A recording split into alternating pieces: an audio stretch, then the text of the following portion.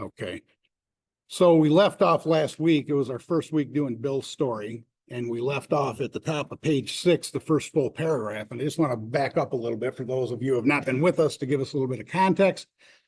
What we're reading about is we just got done reading the doctor's opinion in the beginning, which told us about this illness, gave us the information of what's wrong with the mind, what's wrong with the body that makes an alcoholic an alcoholic. And the next thing that they present us with in this book is, let's show you a case study of how this actually plays out. And they use Bill Wilson, who is AA #1 co-founder, and this is his story. What we've read up to this point is the progression that's happened with Bill when he started drinking in his early 20s.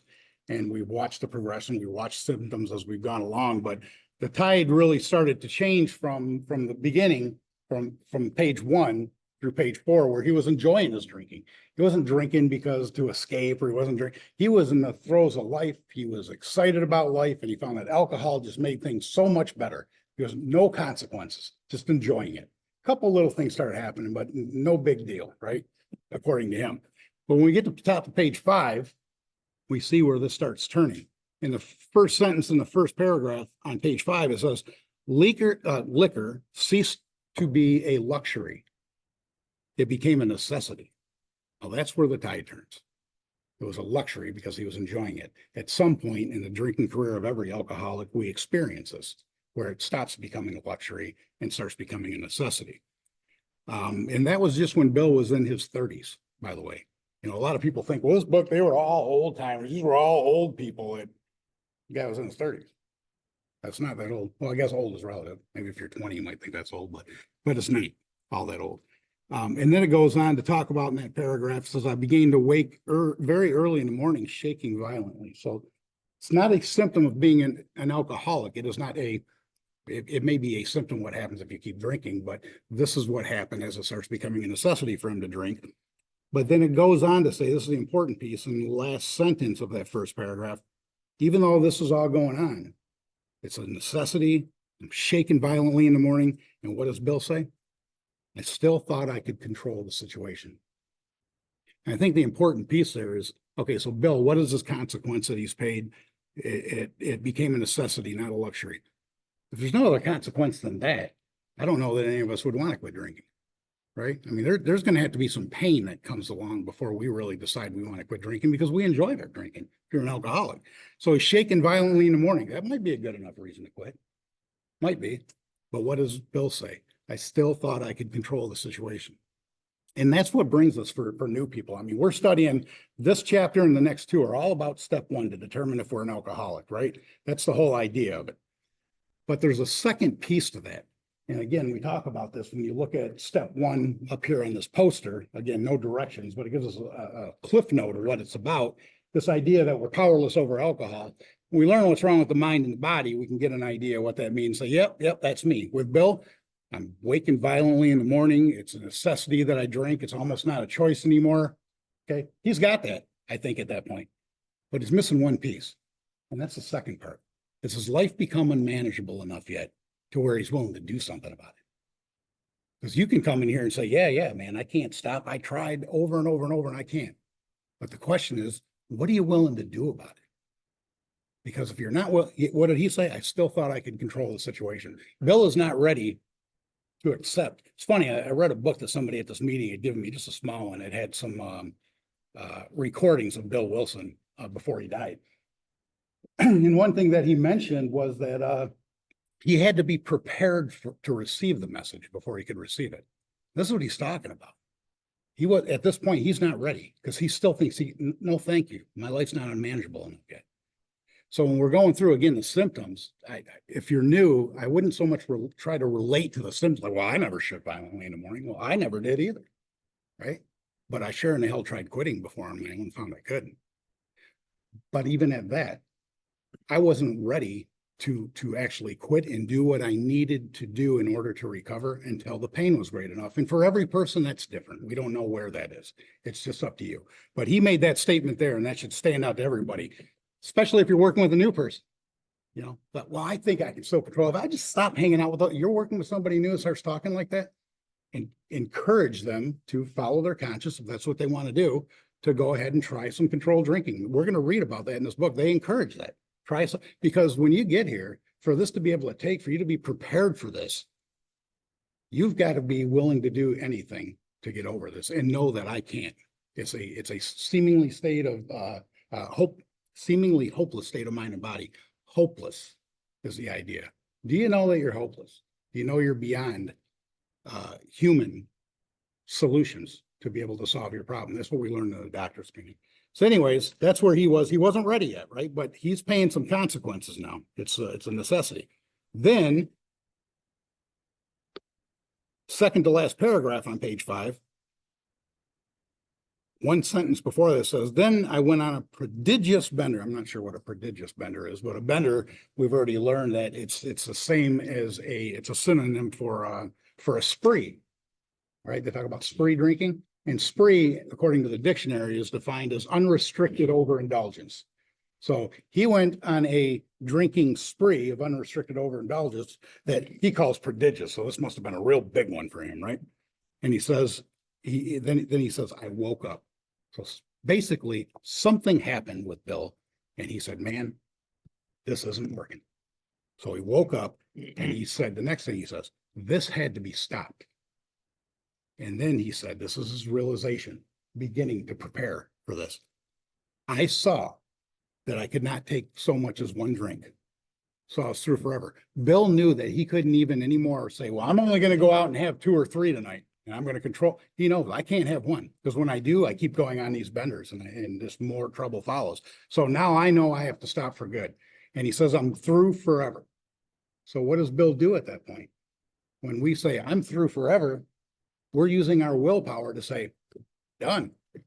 And all of that is very sane thinking for anybody. You start paying so much consequence where it outweighs the rewards you're getting from drinking. Of course, it makes sense. I'm done forever. So he made up his mind he's done forever.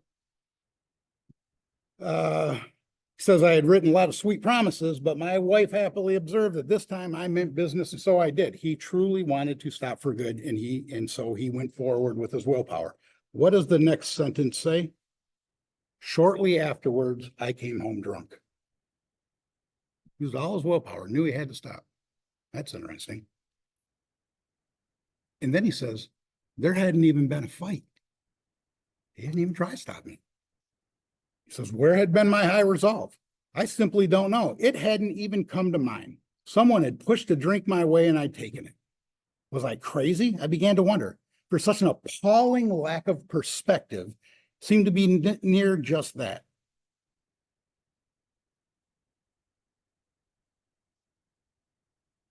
Bill tries quitting, uses his willpower, knows he needs to quit. Why did he pick up a drink?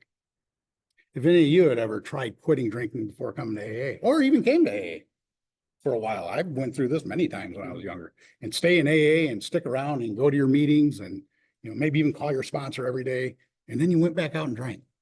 And for you to make the effort to come to AA meetings and cut up your week in order to do that, I mean, this isn't like a big party we're throwing here, right? This isn't something we, that new people probably look forward to.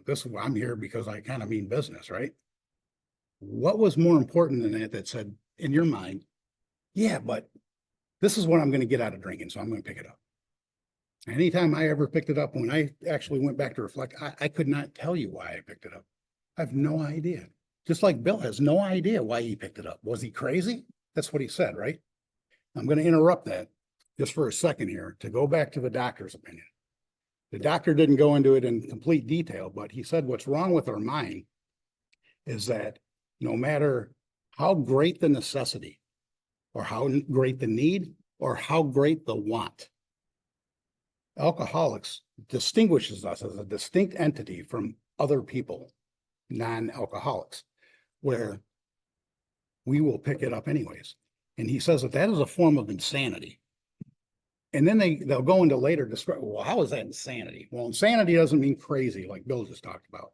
Insanity by definition, actually sanity by definition just means soundness or wholeness of mind. So if you have some form of insanity, a mental illness, okay, insanity is a form of mental illness. All that it means is you don't have a fully sound mind. Now, you might have a fully sound mind in 99.9% of everything else you do in life and may be very successful in life otherwise. But something to do with this alcohol thing, there's something a little wrong, because we start paying consequences that any person would say, man, if I had that going on, I'd quit. Don't you know she's going to leave you? Don't you know you're going to lose your job? Don't you know the judge is going to throw you in prison? I mean, come on. Do you really get that much out of it? Why would you do it? And people look at us when we pick up a drink and say, they just must not care. So they'll lock them up, they'll leave them. And there they go. They don't understand. It's a mental. So why is it that we pick it up? Is it because we really just don't care? I don't think so. This mental insanity that Bill just described, what happened to him. I want to describe that a little bit more by jumping. We're going to jump ahead just a little bit to page 24, because I want to introduce this early on. This is one of the most important, to me, one of the most important paragraphs in this book to explain what's wrong with us. Because again, in the doctor's opinion, he says this is a cycle of the mind and body, right? And he says that two things happen. One, that once we start, we can't control the amount that we take. You go out and have 2 or 3, and then you end up having a lot more than that, and then you get in a lot of trouble, and you know how it goes. But we can't control the amount we take. And he says that that's an allergy. When we put it in, we have a craving beyond our mental control for more. But if you think about that, then that really doesn't matter if you don't pick up the first drink to begin with, right? You don't pick it up, you'll never have an allergic, you'll never go on a spree with drinking if you never pick it up. And that's what Bill's saying. I can't pick it up because I always go on a spree. He realized that. So what's the next step? I got to quit. And the doctor says, well, that's really where the crux of the problem is. If you don't pick up the first drink, you will never go on a spree.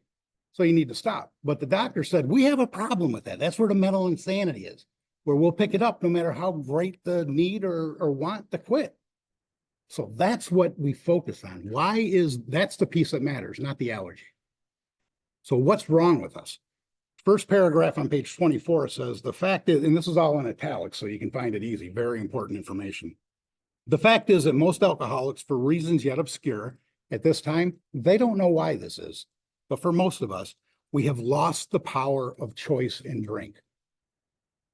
That's what happened to Bill. Lost the power. I might think I can use my willpower and stop. That's my choice in drink. But they said, no, you've already lost the power of choice. Okay. It says that our so-called willpower that we're going to see Bill exhibiting right now, you use willpower, maybe you've tried the same to quit on your own. Our willpower, they say, becomes practically non-existent. It's useless. Your willpower is useless. Why? Why is that? Because it says, and I would highlight and underline this if you have your own book, because as an alcoholic, we are unable at certain times to bring into our consciousness with sufficient force the memory of the suffering and humiliation of even a week or a month ago. We are without defense against the first drink. First thing, it says we are unable at certain times. That doesn't mean every time. You might try to quit drinking, and we'll see this with Bill and many other case studies we're going to see in there. You may decide to quit drinking, and you may be successful for quite some time. Maybe not so long, maybe sometime. Okay. We saw Bill didn't make it. He just said he told his wife he quit for good. And the next sentence says shortly after. I don't know how long that was, but it was shortly. He came home drunk. Well, now he's going to renew his resolve, and he's going to really pay attention now, because he must have just doesn't know why. But now I really got to pay attention. We're going to see what happens when we keep trying to use our willpower. But they're saying the problem is it's not all the time, but at certain times, we're going to get to a point where picking up that drink, we are not going to reflect on the consequence. And if you do not reflect on the consequence, you are going to see nothing wrong with picking up that drink. In fact, when you're getting ready to pick it up, the reason you're getting ready to pick it up is because it's going to do something for you. The doctor says that we look at it as, when I look at that, I need the ease and comfort that comes from a few drinks. If you're an alcoholic, you probably know what that feels like. Just from a few drinks, right? We're going to think a few drinks, but we're not going to think, well, it's never been a few drinks before. Well, the wife's going to leave me. The doctors, told me I'm going to die. The judge is going to throw me in jail. I'm going to lose we don't think about any of that. Just ease and comfort. If I'm not reflecting on consequences, all I see is ease and comfort. We pick it up. That's not sane thinking. Most people don't do that. They'll go on later and talk about it's like putting your hand on a hot stove. When you do that, I don't care if you're 5 years old, you put your hand on a hot stove, from that day forward to never put your hand on a hot stove again. We don't ever think, well, you know what? I'm 30 and it's been like 20 years since I've ever done that. I bet you it won't burn me this time. Do we do that? No. Wouldn't that be insane to think that that would work? Of course. Is this any different? No. In fact, we pay a greater consequence from our drinking episodes than from burning your hand on a hot stove. Yet we can't keep that in our mind. Isn't that something? That's what's wrong with us. And that's what makes this what they call a hopeless condition. They have tried everything to get that into their mind where they would be able to reflect all the time. A sponsor can't do it if you're an alcoholic, a psychiatrist, a psychologist. They have found nothing is beyond human aid. That's what the doctor talked about. And so the last statement says what? We're without defense against that first drink. We don't have a defense.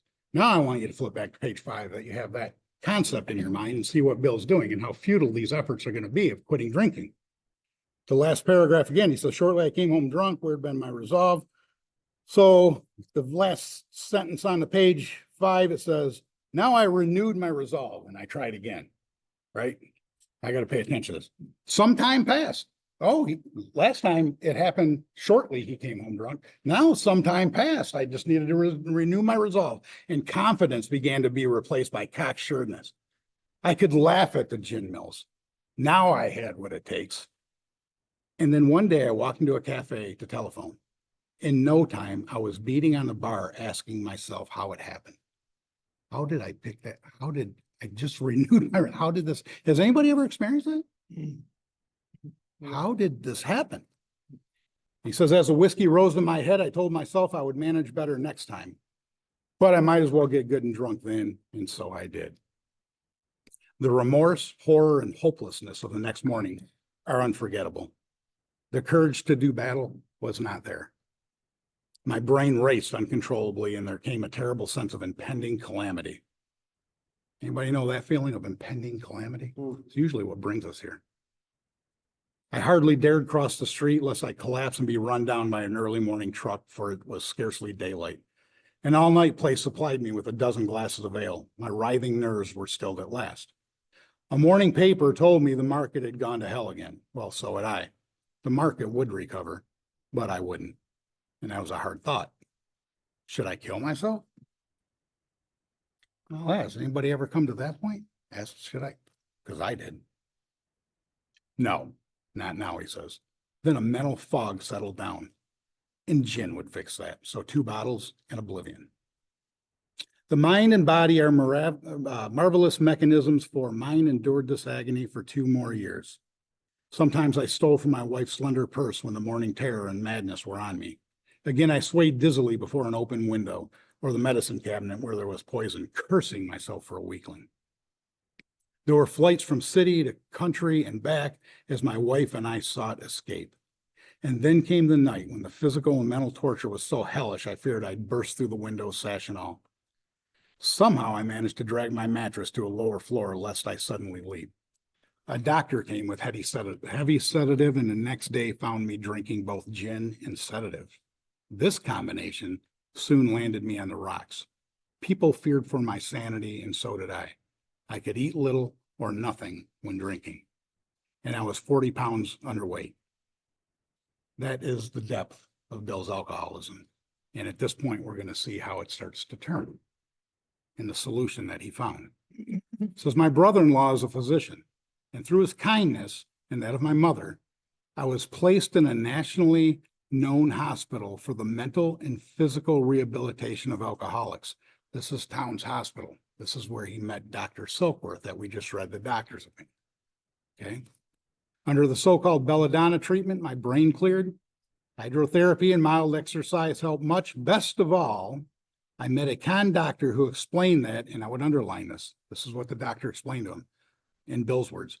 Though certainly selfish and foolish, I'd actually been seriously ill, bodily and mentally. It relieved me somewhat to learn that in alcoholics, the will is amazingly weakened when it comes to combating liquor, though it often remains strong in other aspects. Why do you think he says that relieved him to know that? Because he had no idea why he kept picking it up. And the doctor said, you know why? I'm going to tell you, I've seen thousands of cases just like you. It's because your will is not there at certain times. What we just read on page 24, he explained it to him. He said, oh, so maybe I'm not crazy. There's just some kind of illness going on. So he learned something, right? And he says that next sentence, underline, my incredible behavior in the face of a desperate desire to stop, it was explained. But this is where, now note, the doctor didn't give him a solution. He just told him a problem. Basically told him you're hopeless. This is the deal. But he thought, well, it's explained. Now I know it. And this is a warning we're going to see through the next couple of chapters too, for anybody who's new. And that the simply is, you can learn what's wrong with you. You can learn what's wrong with your mind and body, but it's not going to change a thing. It's simply an explanation. And I would look at it just like, well, if you had cancer, doctor says, well, this is cancer and this is the cells and this is how they will multiply and this is how it's going to kill you. Oh, great. Now that I understand it, now I'm going to get rid of it. Man, a damn thing you can do, right? Simply an explanation. But the Bill, he got that explanation. In the next sentence, he says, after it was explained, understanding myself now, I feared forth in high hopes. For 3 or 4 months, the goose hung high. He knew he was a sick man. Basically, all he's doing now is using that, I understand myself, and that's going to somehow allow his willpower to be able to take over. So it worked for 3 or 4 months. For Bill, that's longer than he'd ever stayed sober. I went to town regularly and even made a little money. Surely this was the answer, self-knowledge. Next sentence. But it was not, for the frightful day came when I drank once more.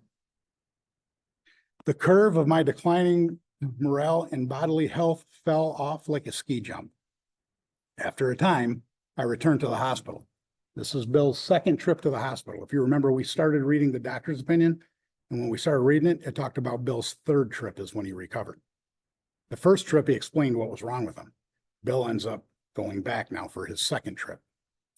This was the finish. The curtain, it seemed for me, my wearily and despairing wife was informed that it would all end with heart failure during delirium tremens, or I would develop a wet brain, perhaps within a year. That's what the doctors told her while Bill was in there, and Bill heard that.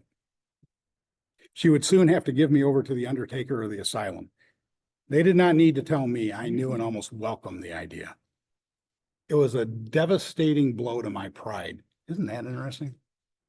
To his pride. It's not like it scared the hell out of me, I'm going to die. That was just a devastating blow to my pride. Ego. We're going to learn a whole lot about that in the following chapters.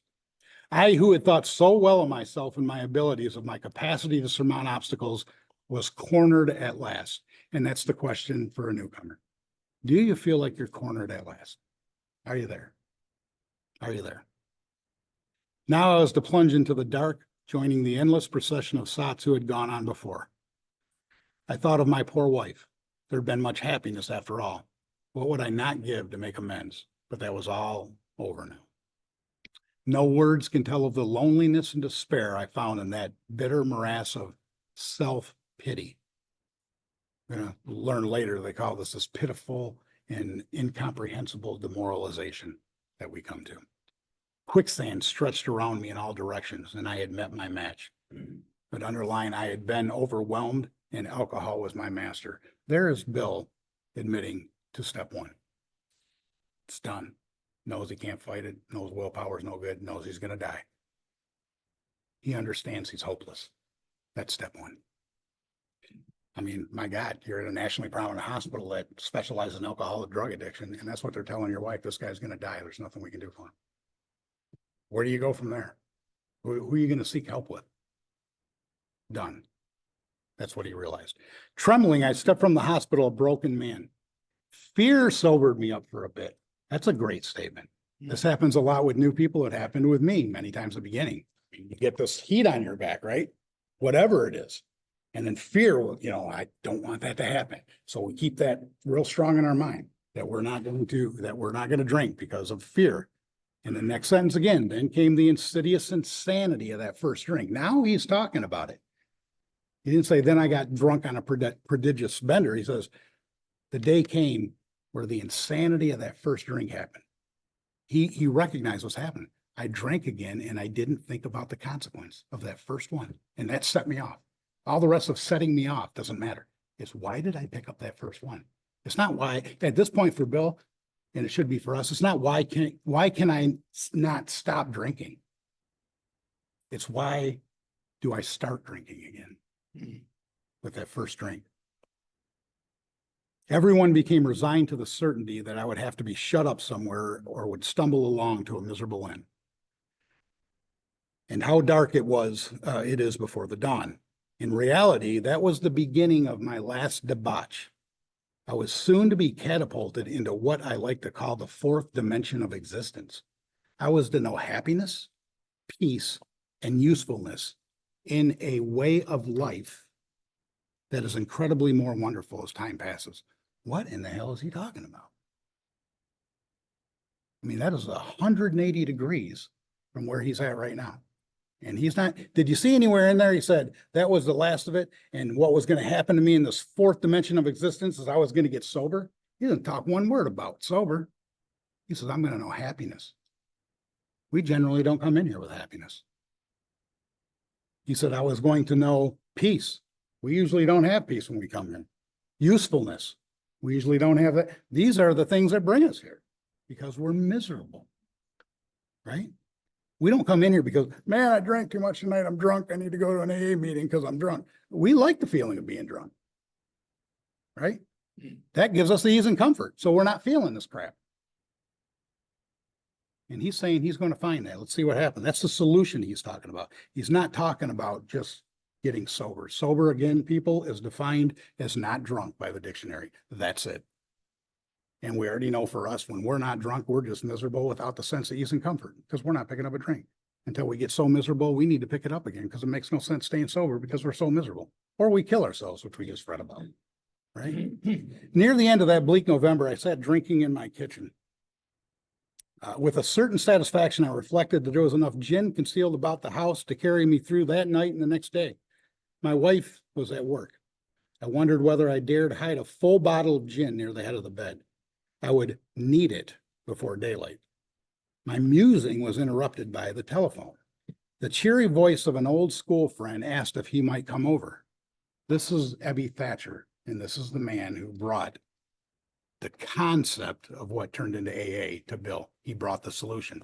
The doctor brought him the problem and explained the problem. This is the man that's going to bring him a solution because the next sentence in all italics says he was sober. That's a profound statement for Bill because this was a childhood friend of Bill's who drank just like Bill. And from what I've read, he's always said that if I ever drink like Ebby, I'd know I'm an alcoholic, right? He thought he was much worse than him and he's sober. Ebby told him he's sober. It was years since I could remember his coming to New York in that condition. I was amazed. Rumor had it that he'd been committed for alcoholic insanity. That's what they did with us back then when we did crazy stuff. They didn't put us in treatment centers. They didn't have him. You were committed to a hospital for alcoholic insanity. He was going to be committed. It's the last he heard. And Bill's next thought is, wonder how he escaped. Wonder how he got out of that place. Of course he would have dinner, and then I could drink openly with him, unmindful of his welfare. I thought only of recapturing the spirit of other days. Think of that statement. We're just talking about ego. We're going to start talking a whole lot about selfishness and self-centeredness. Do we see that in Bill? Unmindful of this guy's welfare. He's sober. Bill wants to get sober. Bill always thought that this guy's worse than him. That guy's sober. I'm not even thinking of keeping him that way. I'm thinking I'm unmindful of his welfare, and the only thing I'm thinking about is recapturing the spirits of the old days with him. There was that time we chartered an airplane to complete a jag. His coming was an oasis in this dreary desert of futility, the very thing an oasis drinkers are like that. The door opened. Pay attention to this, because I'm going to tell you, at this point, when he comes, he is not only sober. That's what he got over the phone. Ebby's sober. Interesting. Now, Bill opens the door when he comes over.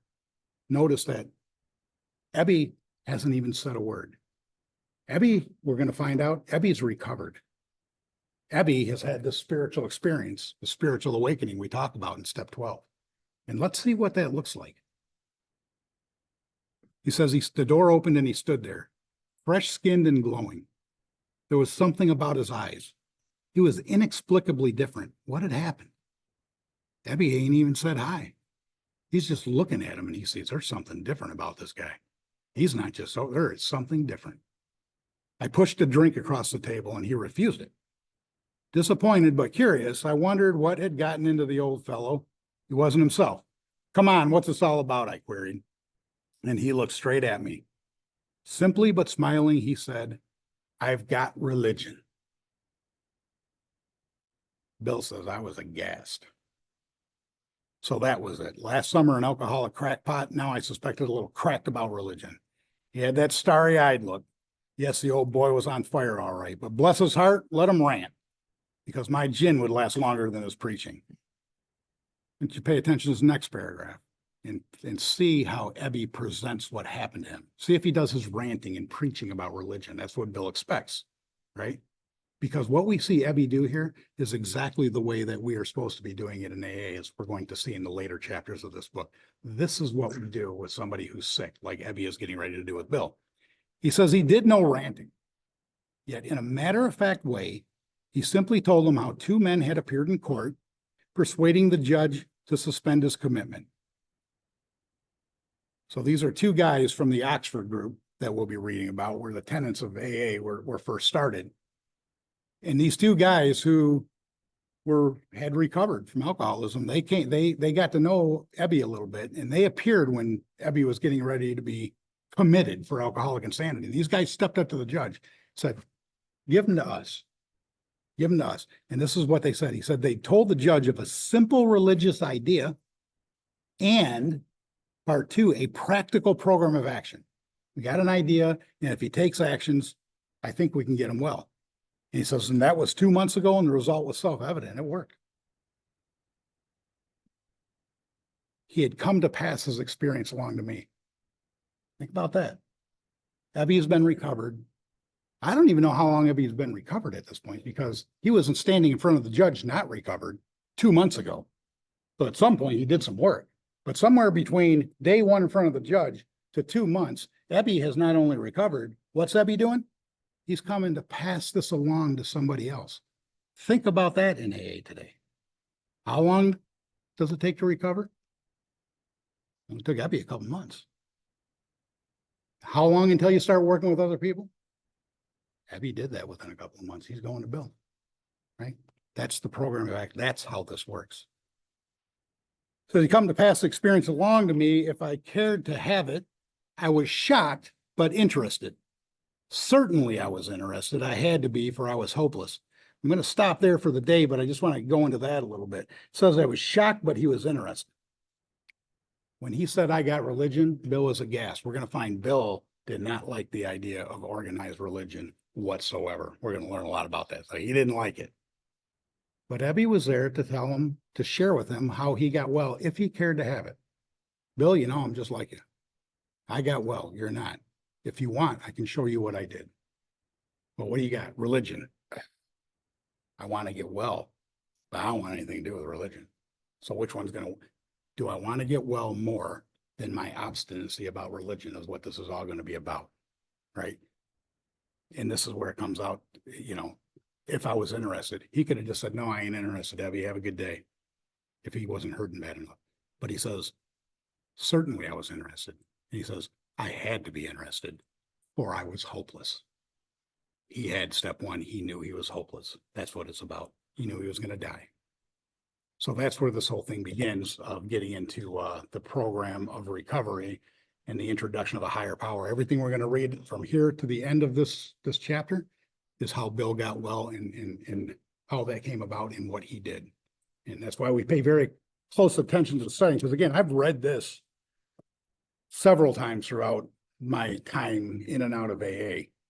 And until somebody explained to me what we're reading here, I didn't grasp what I was reading. This whole story was like the most, yeah, it's just like a history story to me when I read it. But when you study it and you learn what we're looking for in this, you know, the whole idea of us being here today is so that we can pass this information and explain it to you so that you can do exactly what Ebby did, and he only did it in a matter of a couple months, to start doing it with other people. You know, it might be easy to say, and I've seen this, including in myself in AA, where we get sober, we stay sober for a while, and yet we don't work with other people. Can't tell you how many people sober 5, 10, 15, 20 years. I just come to meetings and give my advice. We've already learned these are clear-cut directions. We don't need your advice. Aren't you an alcoholic? That means that you can't manage your own life, yet you're going to manage mine. How does that make any sense? All we do is pass on how we got well.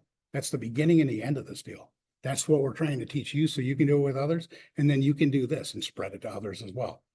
Lead meetings, teach this, expand it, grow it. Because that is what we're going to see, a preview of coming attractions. We're going to see that is how we get rid of this restless, irritable, and discontentedness, is by passing this on to others. Bill is going to tell us about how that saved him time and time again, working with other people and how important that is. So with that, I'm going to stop for the evening and we'll pick up where we had left off next week.